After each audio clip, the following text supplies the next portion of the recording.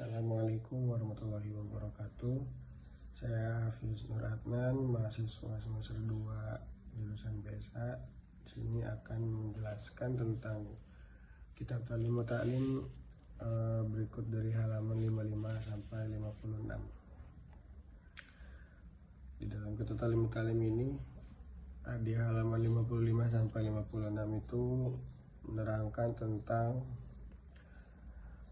fasal waktu mendapatkan hasil ilmu. Langsung saja kita bacakan. Faslu fi waktu tahsil kila waktu ta'alum minal mahdi ilal lahad. Di sini menjelaskan pasal ini menjelaskan tentang waktu untuk menghasilkan ilmu. Telah diterangkan bahwa waktu untuk menuntut ilmu itu tidak terbatas, yaitu mulai dari bualan hingga masuk ke liang kubur. Maksudnya mulai waktu kecil hingga nanti kita mati. Sebagaimana Rasulullah sallallahu alaihi wasallam bersabda, "Utlubul ilma minal mahdi ilal lahdi."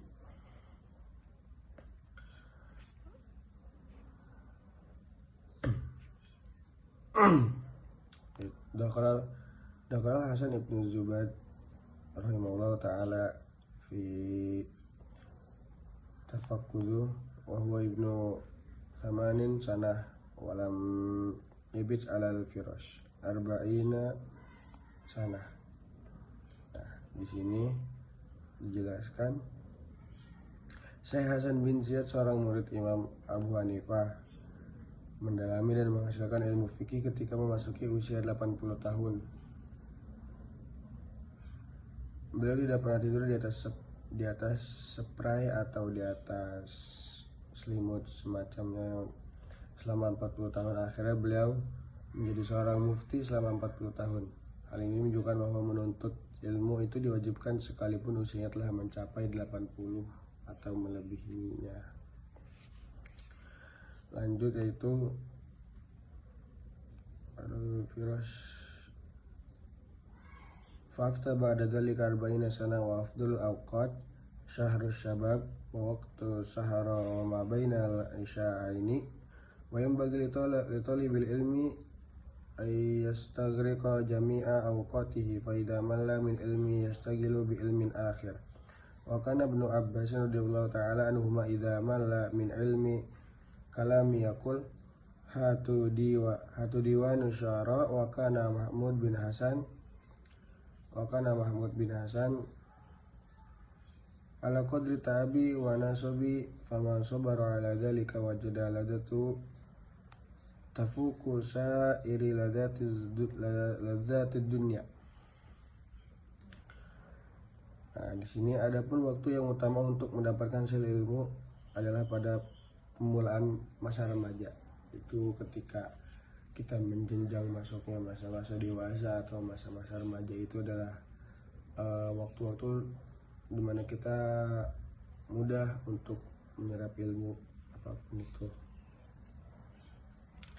Waktu sahur, dan juga di waktu sahur kita dimana kita sebelum sahur mungkin kita bisa belajar terlebih dahulu. Itu adalah waktu yang tepat untuk kita menyerap ilmu. Dan waktu antara maghrib dan isya itu bainal maghrib wal isya itu adalah waktu yang sangat dekat, namun juga sangat banyak manfaatnya di antara maghrib dan isya. Tetapi waktu isya lebih diutamakan daripada maghrib. Penuntut ilmu sebaiknya menghabiskan seluruh waktunya untuk menghasilkan ilmu. Jika telah menyelesaikan penguasaan satu bidang ilmu dan merasa jenuh dengan satu ilmu, maka beralihlah pada bidang ilmu yang lain. Jadi jika kalian sudah menguasai satu bidang ilmu dan kalian merasa jenuh dengan ilmu itu, maka cobalah beralih kepada ilmu yang lain. Niscaya ilmu-ilmu yang lain yang belum kalian jenuhkan akan mudah diserapnya nanti. Sebab setiap ilmu mengandung suatu kelezatan dan perlu merasakan kelezatan ilmu yang lain. Sahabat Abdullah bin Abbas radhiyallahu jika sudah merasa jenuh dari suatu bidang ilmu, maka beliau berkata, ambillah kitab-kitab para penyair. Ambillah kitab-kitab para penyair. Dibandingkan kelezatan ilmu yang tidak dapat dirasakan orang-orang bodoh sekalipun ia anak raja. Jadi sekalipun ia bodoh dan anak raja itu tidak akan mendapatkan jenuhnya suatu ilmu jika dia tidak menguasai satu bidang ilmu tersebut.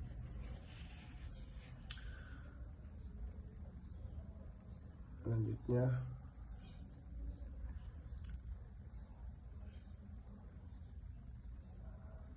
wa yanbaghi li talibil ilmi alla yastagila bi syai'in akhar ghairil ilmi wa la yuridu anil fiqh. Qala Muhammad bin Hasan rahimahullah ta'ala, sina'atana hadhihi minal mahdi ilal hadi faman arada yatsuqa ilmana hadha sa'ata falyatsuqahu sa'ah.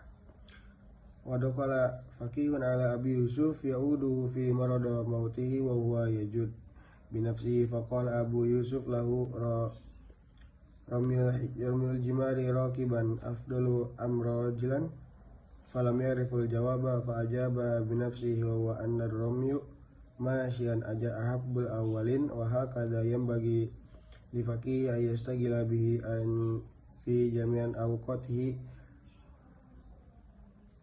fahina idin yajidu lidatu azimatan fi dhalika kila ru'ya Muhammad. Jadi di halaman 56 ini menjelaskan seorang ulama fikih, Syekh Ibrahim bin Al-Jarrah datang menyenguk Syekh Abu Yusuf yang sedang sakit menjelang kematiannya. Namun ia masih sempat bermurah hati kepada Syekh Ibrahim sambil berkata, lebih utama manakah melempar jumrah dengan berkendara atau berjalan? Jadi beliau bertanya seperti itu di saat kondisi beliau sedang sakit. Syekh Ibrahim diam dan tidak memberikan jawaban, lalu dijawab sendiri oleh Syekh Abu Yusuf bahwa melempar jumrah dengan berjalan adalah lebih disukai para ulama zaman dahulu. Jadi ketika kita ibadah haji nanti atau umroh, ketika kita melempar jumroh itu lebih baiknya kita berjalan karena sangat tidak memungkinkan jika sambil menaiki unta atau yang lainnya. Dan juga ketika kita berjalan itu sangat lebih disukai oleh ulama pada zaman dahulu. Demikian juga maka sebaiknya ahli fikih itu mempergunakan seluruh waktunya untuk mengembangkan masalah-masalah fikih. Dengan demikian ia akan merasakan kelezatan yang agung. Diriwayatkan bahwa setelah wafatnya Syekh Muhammad tak lama kemudian ada salah seorang yang berjumpa beliau dalam mimpinya dan bertanya, bagaimana keadaan engkau ketika sakaratul maut? Lalu beliau menjawab, aku sedang memikirkan suatu masalah mukatab. Aku sama sekali tidak merasakan ruhku keluar. Dalam satu keterangan dikatakan di akhir umurku saya sedang disibukkan memikirkan masalah-masalah mukatab sehingga tidak ada persiapan pada hari kematianku. Jadi ulama ini beliau tidak merasakan gimana sakitnya ruhnya ditarik keluar, karena di saat itu beliau sedang memikirkan masalah-masalah mukatab, sedang disibukkan dengan masalah-masalah ilmu. Jadi sampai sedahsyatnya itu jika kita mempunyai atau memahami ilmu di satu bidang tersebut. Ya, cukup sekian dari saya. Apabila ada salah itu datangnya dari saya, apabila ada yang benar itu datangnya dari Allah. Mohon koreksinya untuk teman-teman. Assalamualaikum warahmatullahi wabarakatuh.